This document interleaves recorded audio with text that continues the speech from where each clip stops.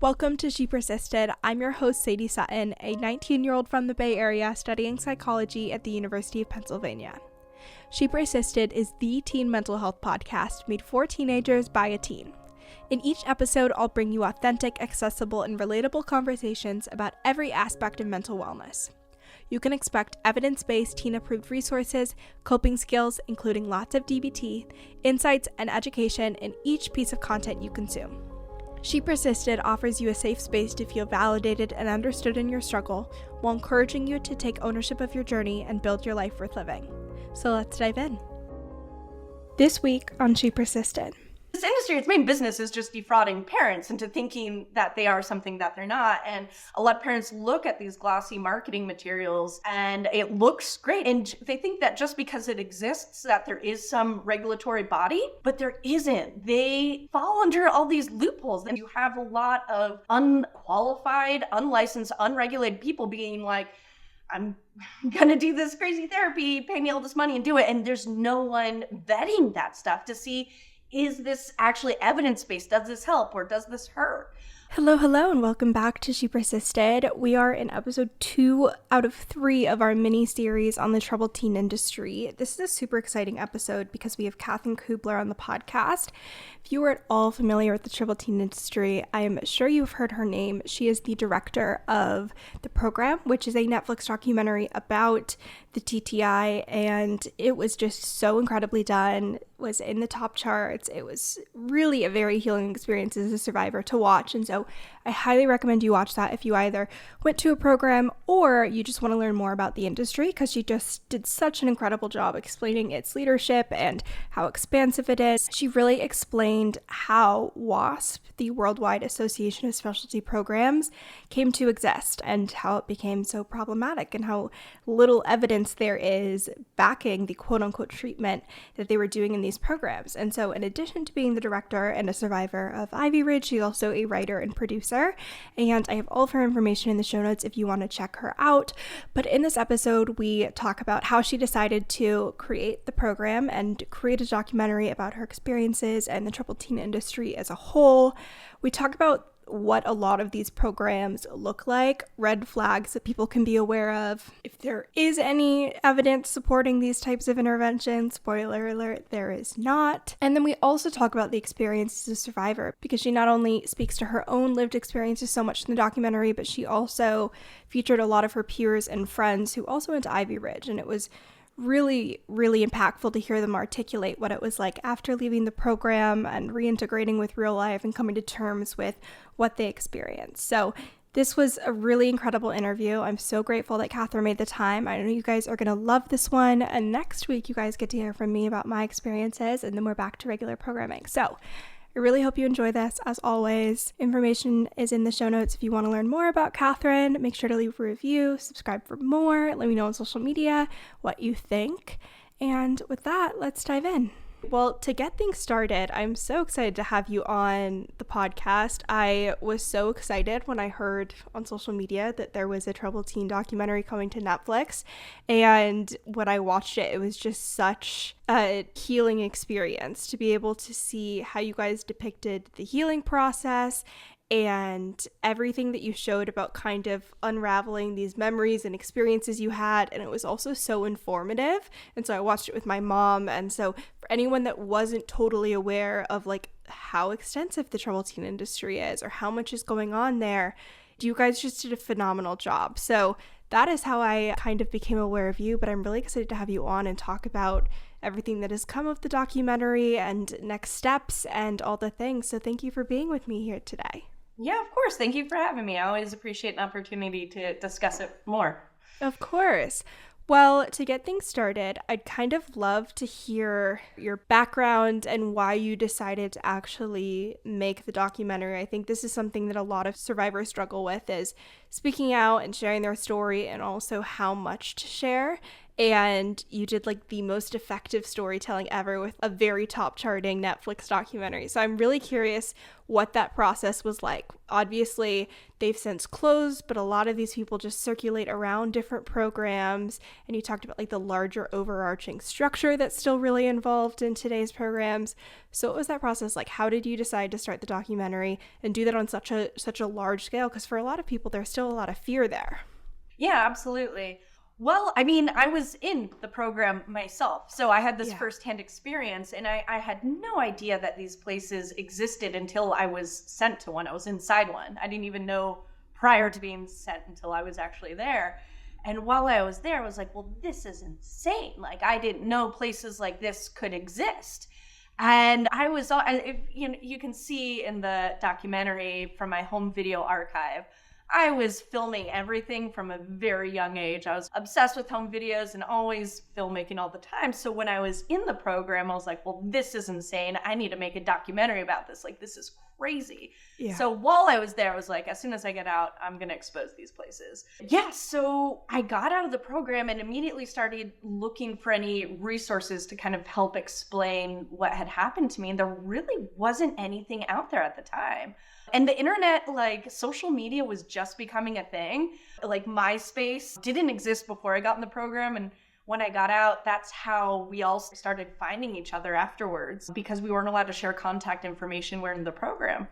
And then I found Maya Salovitz's book, Help at Any Cost, How the Troubled Teen Industry Cons Parents and Hurts Kids. And it blew my mind. It was amazing. She was the first person to really break open the story and show the connections with WASP and the whole troubled teen industry as a whole. And it was great. So I actually first interviewed Maya, and you can see some of my early interviews with her back in 2010. And she kind of like set me down the path of exploring and investigating this. So I'm really grateful for the groundwork she laid into this. And so, like I said, I got out of the program in 2005. Then 2006 to 2010, I was in film school out in LA. And as soon as I graduated, I was like, all right, time to start making a documentary. And I was pretty naive about how difficult it would be to make a documentary because I was like, oh, it's no problem. Like, I'll just do it and it'll be easy. But there are lots of challenges with trying to make a documentary on this kind of thing. And one of the big obstacles is trying to get any visual media of it because they don't let you film inside these places. They're very secretive. And so I was doing things like going undercover. I got some hidden cameras and snuck into like a WASP seminar for parents back in 2010. And I was going all around the country finding people to talk to me or trying to find experts. And there weren't that many experts besides like Maya and Phil and, a couple others at the time. So fast forward up to 2020, after like a decade of kind of exploring this industry, because sorry, I'm talking over myself again, but no, I love it. Because when I got out, I thought that it was just Ivy Ridge or WASP, to the extent I knew about it. But very quickly, I found out that my experience was just the tip of the iceberg, that this was like a whole huge industry that had been going on for decades, and there was so much more. And I found that out because when I was trying to find anything online, I would find forums, but they seemed to be talking about other programs, which I would later find would be about Straight Incorporated or CEDU or these other programs. So then I was like, well, this is huge. Let me do a documentary on this whole industry.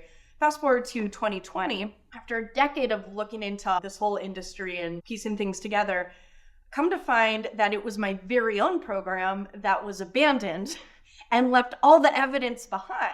So now all of a sudden, always having this obstacle of like, well, what am I going to show? All of a sudden we had access to the whole building and this incredible set piece to just walk through and see everything. And we had all the evidence. It was insane finding this like time capsule and all these documents that were therapy notes, our birth certificate, social security cards, medical records, like all the documentation of everything that went down there that we never thought anyone would believe us about. And then even security footage. So anyway, that's a long answer, but there you go. No, it's really incredible. And even just subjectively trying to piece together the like survivor's experience, it's really hard. And I'd love to get your thoughts on this as well, because I think what I found is that I was still under 18. And I think there was a lot of like compartmentalization that happened and some fear until I turned 18. And then it was like, okay, I can't be sent back. And there was really more mental willingness to explore what had happened and what my feelings were. But after I left, there was still that like, okay, they could come, not that they would, hopefully, but like it was still technically a possibility that I could go back to a program at any day. And so that I think is a very daunting experience for people in those first couple of days. And then as time goes on, the human memory is horrible. We're so bad at remembering things, but it's also this element of everything has been normalized. And you guys spoke to this in the documentary that depending on how girls, and of course Ivy Ridge was co-ed and had different sides, but how girls comply with the program really impacts their emotions towards things, and I think also the memories as well, because I was one of like the put your head down, I was a people pleaser. Like it was just, that was kind of how I got through for 14 months. And so when I left, everything had been normalized for a year. And like, we don't remember what we ate for lunch 3 years ago. And so it was kind of that same idea where like everything in my mind had been normalized and cataloged away and not been like, oh, that was weird or not right or maybe not okay. And so trying to unpack these things and look back and be like, okay, was this right? Was this not right? How do I actually feel about this without my ability to talk to my family or go home being in question? That was a really scary and weird piece to navigate. And so I'm curious for you guys, you did such a good job articulating not only your experiences there, but then your experiences after you left. And I'm wondering how you went through that process, knowing that you probably did normalize a lot of things, or you like, don't think about that. I don't want to get in trouble. That can't happen. And then the time piece is also huge. Yeah. So a few things there. Well, first back to what you said about, it just being hard to even speak about for a while because there is so much shame and humiliation about it. No one really wants to talk about it. And I think that's how most kids are when they get out of the program. They just want to forget about it and not talk about it again. For me, however, I just refused to normalize what happened. Yeah. I was just like, no, you're not going to convince me that this is okay. This is just insane. And I don't know what it was that I was just like, I refuse to accept this as normal. But most other people, like my friends Alexa and Molly, I had first reached out to them back in 2010 when I was trying to make this, asking them like, hey, could I interview for the documentary? And they're both like, oh, sure, maybe. And then kind of like blew me off. They didn't really want to do it. A lot of people didn't really want to talk about it. We all wanted to kind of forget about that chapter of our lives and just move on because it's too insane of a thing. You just kind of have to like pretend it never happened. But, the body keeps the score and you can't really ever forget that. But and it's also because the program like tells you and your parents are telling you that what happened to you is normal and that you deserved it. And I was like, I don't think so. And it really wasn't until I read Maya's book that it was the first time that an adult and an authority figure said, hey, what happened to you was not right. And here's why. And just explain it. And I was like, yes, like I knew it was wrong, but I didn't have the vocabulary or education to understand why it was abusive. But I was like, this is just not right. And so now, Maya kind of laid out that framework to literally reframe the experience that we had. Because you're being abused, you're being told you deserve this and this is okay. And you have to go back and then reframe that whole experience and see it through a different lens. And once you see it that way, that really helps with the healing process of understanding it. And then to speak to Sorry, I had the most long-winded question on the planet. Okay. It was too hard. No, it's good. It's all important stuff to talk about. Yeah, as far as then getting my friends to eventually talk about it, when word started getting out that the building was abandoned and all our files are there, people started making trips back and getting it. We were all like, all right, let's talk about it. So we have a group chat with all my friends that are in the documentary, all my friends from Ivy Ridge. And as things are coming together, it's like, all right, I'm going to pick up the doc again. Let's all talk about how we're going to do this or like what it's going to be. And so we would have regular Zoom meetings. And at first, I think it was like every Sunday at the start of it, we were doing it. And they'd be like hours long because we were all like collectively having mental breakdowns with all of this stuff thrown back into our lives again, finding all our files and going through it. And you remember so many things you've forgotten. Yeah, it was this like group therapy session where we're all, and because we remembered each other from the program, so we were able to kind of fill in different parts of people's memories, be like, do you remember this or that? And this is why I love documentaries or just documentation. For victims of psychological abuse, when you're gaslit, so much. It is so nice to have a record or a document that proves you're not crazy. And all of a sudden we had so much of that. And it was incredible. So through these hours-long Zoom sessions of all of us just kind of like, retelling all our memories and validating and corroborating and filling in different sides of the story and then digging through the files and finding things to corroborate it, it really, it was amazing. It was so incredible to have that treasure trove of information to back everything up that we knew had happened. And it's also crazy how many things we just completely forget. And then you're like, wow, I blocked that out completely. So yeah. Yeah. It was a whole process. I had the same experience. And I think like having that adult figure that tells you, okay, it's okay how you feel, what you experienced wasn't normal, and let's unpack that. For me, that was, I had a therapist after the troubled teen industry, which I got really lucky to be sandwiched on both sides. I went from a very evidence-based residential program at McLean, which is Harvard affiliated, and they do DBT, which like we know is so much evidence, and talked to my parents multiple times a day. They flew every week. So like world of a difference. And then 14 months at a therapeutic boarding school. And then afterwards I did outpatient with a really incredible DBT therapist again. And so she was one of the people that I went to. I don't even know what version of me she like received after I graduated the troubled teen industry, and I read my graduation speech the other day and I was like, what am I apologizing for here? Like, what is happening? But anyways, she was the one that was like, yeah, that's not right. And that's not normal. And these are the words to describe these things. Like, even the way you're speaking about it now, clearly that wasn't right. And so to have that validation from an adult figure, which is so much more challenging in the troubled teen industry for survivors, because a lot of the times parents are either believing the program or they were also like, there's also that kind of moral battle as well. And so finding someone that placates your emotions, but not in like a pitying way, but being like, that really wasn't right. And if we look at all the evidence and all the information, that's not supposed to happen to you. And I think that is so incredibly important in the healing process. And thanks to you, there's now a really incredible documentary that does that in addition to the books, and people's podcasts are out there. But I completely agree that that's just such an important part of that healing, recovering part of the process of waking up. Yeah, absolutely. It was funny. There were so many times when we were filming, especially like early on when I was trying to get all my friends just comfortable in front of the camera. We all met up together in Bend, Oregon, and it was the first time we were all really together since the program. And I just brought my camera guy, Pete. I was like, look, I don't know if we're going to film anything, but like, you should be there because we're all just getting it. We should just film it. And so we're all just sitting there and we're telling stories and remembering stuff. And then at different points, we turned to Pete. We're like, is this bad? Does this sound bad? And he's like, yeah, no, like this is crazy.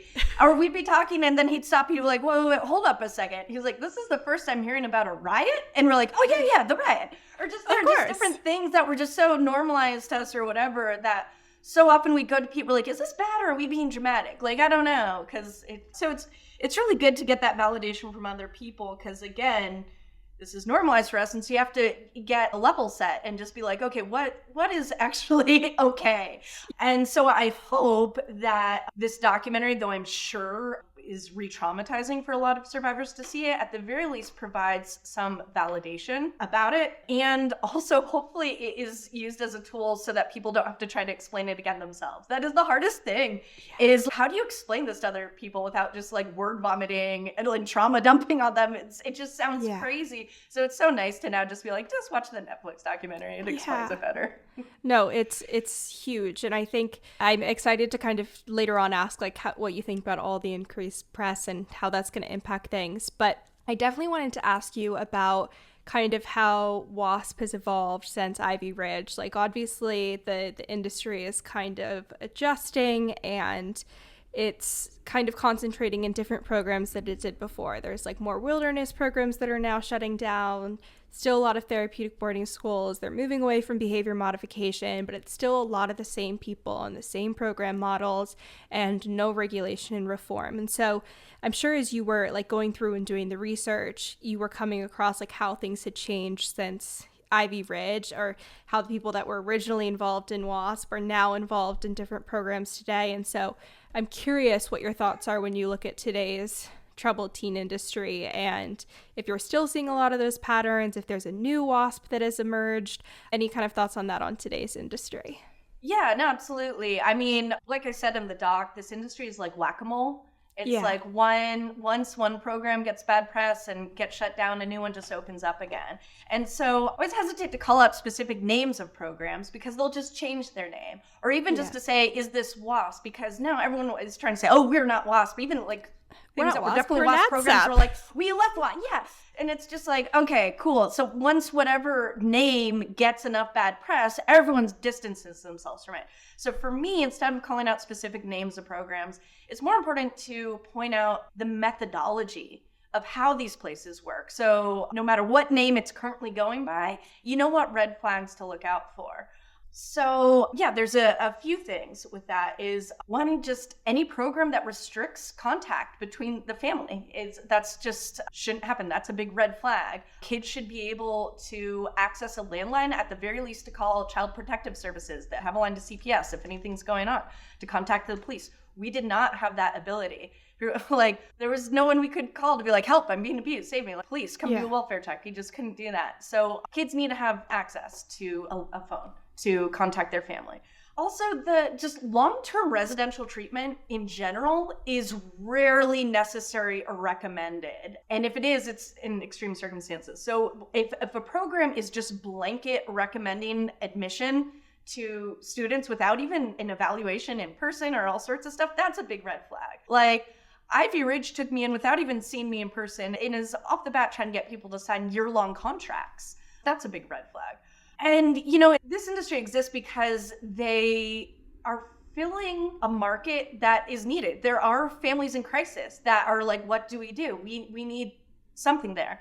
And there are good options out there, but there's not going to be one easy answer. There's not going to be this like one-stop shop, one size fits all. It's going to be different for each kid in each situation. And usually the best treatment is stuff that takes place within their community, that keeps them in their community, in their home, and learn how to function within their existing environment.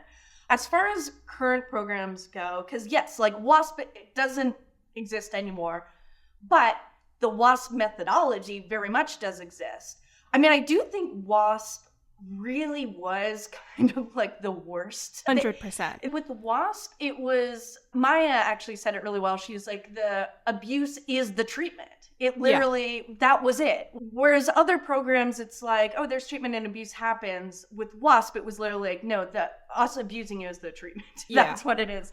So yes, there are current programs like, you know, I called out Eagle Ranch Academy in the documentary, and they quickly put up on their website, we're not WASP just because we were in the same building as them. I was like, yeah, I know, we didn't say you were WASP. We said WASP doesn't exist anymore. Yeah. But look what they are doing. That is those red flags that I had called out. Again, it's to a T the same methodology of these WASP programs of long-term residential treatment for a wide variety of behavioral issues in teenagers, and they restrict communication. And also, we happened to stumble upon, which is insane, I still can't believe this happened, that we stumbled upon a seminar that they were running out of the hotel I was staying at in St. George. That was crazy.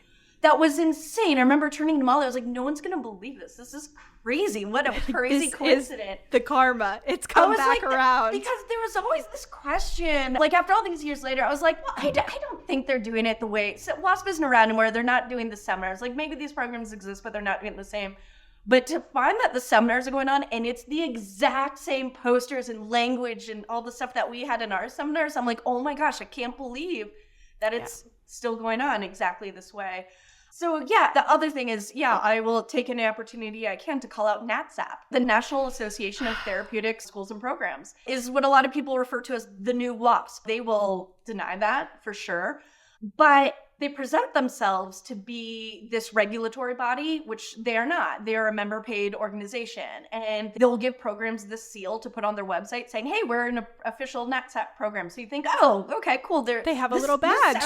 This sounds official. This is part of the thing, so it must be good. And I think this industry, its main business is just defrauding parents into thinking that they are something that they're not. And a lot of parents look at these glossy marketing materials and it looks great. It seems awesome. You see a knapsack deal, you see all this stuff. You're like, well, yeah, this sounds great. And they think that just because it exists, that there is some regulatory body, but there isn't. They fall under all these loopholes. They're not technically a school, so they don't fall under the Department of Education. They're not technically a healthcare facility. So, all the people that are like, oh, that's a HIPAA violation, how they left all the files there. Well, no, because they weren't licensed. So they can just abuse our private records like that. And then Maya, again, she says all the best things. She makes the point that there is no FDA for behavioral health. So in her example, she's like, you can say standing on your head cures addiction, come to my treatment facility and I'll charge $1,000 a day for it. And that can happen. And that is what's happening, is you have a lot of unqualified, unlicensed, unregulated people being like, I'm going to do this crazy therapy, pay me all this money and do it. And there's no one vetting that stuff to see, is this actually evidence-based? Does this help or does this hurt? And so it's really caused a big growth of this industry for entrepreneurs, because I hate to even get this information out there, but unfortunately anyone that can set up a website can say, start sending me your children. And the industry standard is to pay all the staff minimum wage. They have no qualifications. You have no psychologists. It's the cheapest gig ever. You live in the middle of nowhere with a really cheap economy. Mm-hmm. It's wild. Yeah. Yep. You do no activities. School is in-house. You don't go anywhere. You just stay there all the time. And no one's checking. No one's checking on these kids. It's insane to me that any place that houses children in congregate care doesn't have any oversight or regulation to check in on them. It's insane. I am curious. I'm sure part of the process leading up to the release was a very extensive fact-checking process. And I'm sure there were people that were like, we got to check all our bases and do extreme literature review. And so I'm wondering, because this is a question that I have all the time and have done somewhat of a literature review, but not all the way. Is there any evidence that supports these long-term care facilities for adolescents? And especially they normally target mood disorders, or normally you're treating being a teen. But did you guys come across anything where you're like, well, maybe? I mean, yeah, not really. There's nothing. Yeah, I haven't. It doesn't exist. And no. I feel like I talked to all the best experts in this industry. And I was even actually, after the documentary ended, I started, so the psychiatrist that I interviewed in the documentary, Dr. Roderick Hall, he was the one that notified the authorities about Casa by the Sea once one of his patients was sent there. And he's the one that's called it a mind fuck and everything. I started seeing him, and so he's my therapist now after the doc, because I was like, hey, you're the first therapist that I know that actually understands this thing. And I usually spend the first 8 sessions just trying to explain. You're like, okay, we're going to watch this documentary together. You can get the director's cut. I'll give you the commentary. Yeah. So I was talking to him about it. I was like, is long-term residential treatment for a year necessary? Anything? And he's like, well, if someone has severe anorexia and they need to have medical care. But then again, that's hospitalization with a medical plan. But for behavior, it's insane to me that this happened to so many children for decades. Because you think about as an adult, in order to get forcibly institutionalized against your will, it has to be go through a court, through a judge. It's a 72-hour hold. It's crazy. To be long-term institutionalized against your will, it's insane that it's happening to children with no due process at all. Yeah. I'm going into my senior year of college, and I'm a psychology student. I want to go to grad school, and I'm very interested in adolescent internalizing disorder space, mostly depression. But there's been no outcome studies on these programs, and they have all the records of all the people that went there, and they have their quote unquote outcome surveys from when these people were patients. And would it be really challenging for privacy laws to get data on that? Yes, but there literally has been no research on long-term, 10, 20 years later, how are these kids actually doing? And so that's one area I'm still poking around and being is anyone doing research that's even remotely related to this? Because it needs to be done. Well, yeah, and whatever research has been done, the stuff that we did find is when they're interviewing kids right before they leave or immediately after they left the program, when they're so brainwashed and they're afraid to say anything. And that's what's used for the marketing materials. If you want a true analysis of whether it's effective or not, check in on them 5, 10, 20 years later. So what little data we have is not great. I mentioned in the documentary, we started keeping a list of how many kids that were at Ivy Ridge have died, either committed suicide or overdosed since then. And at the time of the documentary, it was at 40. I think now it's at like 70 or 80 because of, we're getting more and more information as people have been coming out of the woodwork. Yeah. That's a very high rate. I mean, I'm curious for people who were not in a program, how many people do you know from your high school that have killed themselves? Is it that much? Yeah. No, it's... So I would say that small evidence that we do have, which I'd love to get more data to extrapolate and find out some more concrete numbers, but a very, very high suicide rate. I don't know anyone really. There was a time for a bit after the program where people would still kind of say, oh, I needed it or it was good. They're still programized a bit, but then we all go through the waking up process eventually. So I don't think anyone still really holds that opinion at this point. Yeah. Continuing on the after the documentary process, after it aired, I'm sure you had so many conversations with people who had also been in programs or had more recently been sent to treatment. And I'm really curious what that process was like. Did you learn any more interesting information after the fact about either Ivy Ridge or these other programs within the industry? Talk to me about what it's like after you drop this major bombshell that's like this entire program and industry is super corrupt. What does the aftermath of that look like?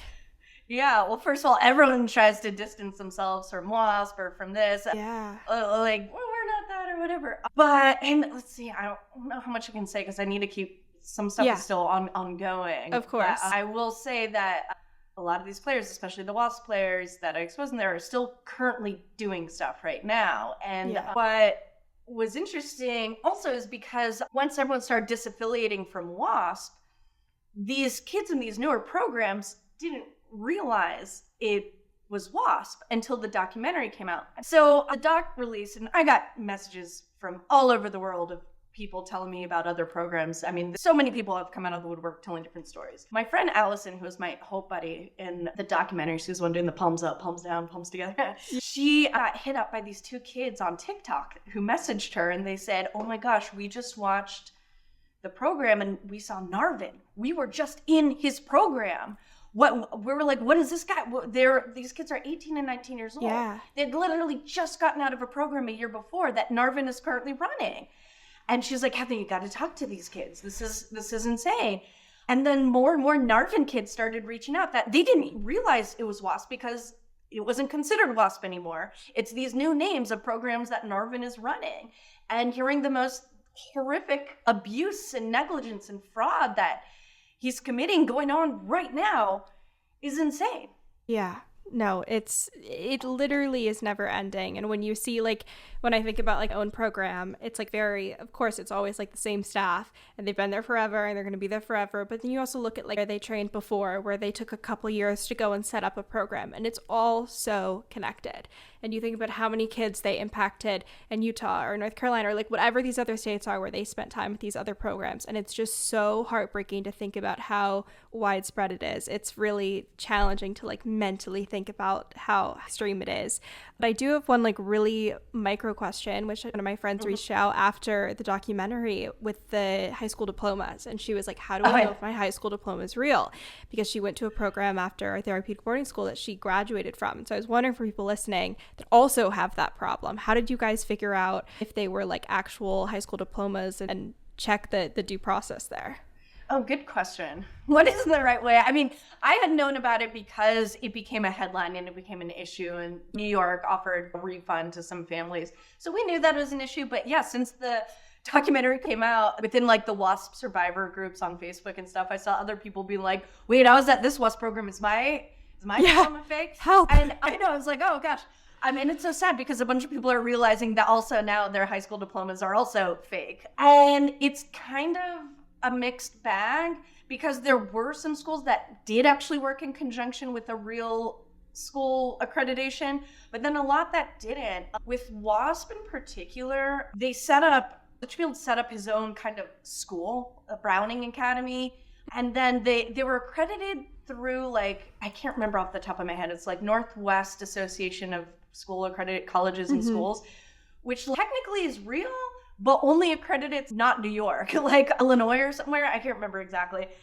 And then now with like the current stuff that's going on with Marvin or other, I have to be careful because he's currently suing me for defamation, so I'm not sure how much I can say about him, which is hilarious. Anyway, but yeah, it's how to check on it. I should find out. Let me find out and get back to you, because I think it's like the Secretary of State for your state. I don't know, actually. Let me find out how to check if yours is or not. Yeah, maybe the Department of Education was like my guess, but it's literally, this is like these programs do, is they give you no information, and then you're trying to like pick up the pieces of your experience there, and you're like, there's no government body to help me. I know. It's crazy. And it just sucks for all the people that I know. I think some of my friends are like, oh, because my friend Allison and Alexa, they both have like masters now. They're like, well, I have a master's, but I don't have a real high school diploma. They're like, hopefully my employer doesn't see this and lose my job because they literally have a real high school education. Yeah, it's insane. Yeah. The last thing that I wanted to ask you was about parents and teens who are currently in this situation, and it's alarming. Like, even if I just mentioned therapeutic boarding school alongside, it was a terrible experience, never send your child there. People are still like, what therapeutic boarding school did you go to? Do you have any recommendations? I'm sure you probably got some of those messages as well. Like, we heard your program was so bad, but like for today, what option can I send my kid to? And so there's still so much misinformation out there, and parents are still being told like, this is a good option, this is a good next step. So to people that are currently navigating this landscape, do you have any advice? And even for teens that have either just, sometimes people can listen to like podcasts in the program, if they're still kind of navigating that landscape or they've just graduated, what's your advice there? Yeah, no, that is the biggest question people always ask, is like, well, if not this, then what? And I wish there was an easy answer for that. And there really isn't. It really depends. And it's different from state to state, from community to community, and from child to child and family to family. Depending on what that kid needs, there's a whole different, type of thing you can do. So it's hard. I can't really give just one answer. I would just again say, beware of the red flags that I looked out for. Try to avoid long-term residential treatment, and try to avoid negative things, like negative feedback. These programs are all like disciplinary, and behaviorist programs in general, behavior modification, is this idea of like, you can modify behavior by being really strict and being really mean. And actually negative feedback does not work as compared to positive feedback. So do things that would be a positive experience for their child.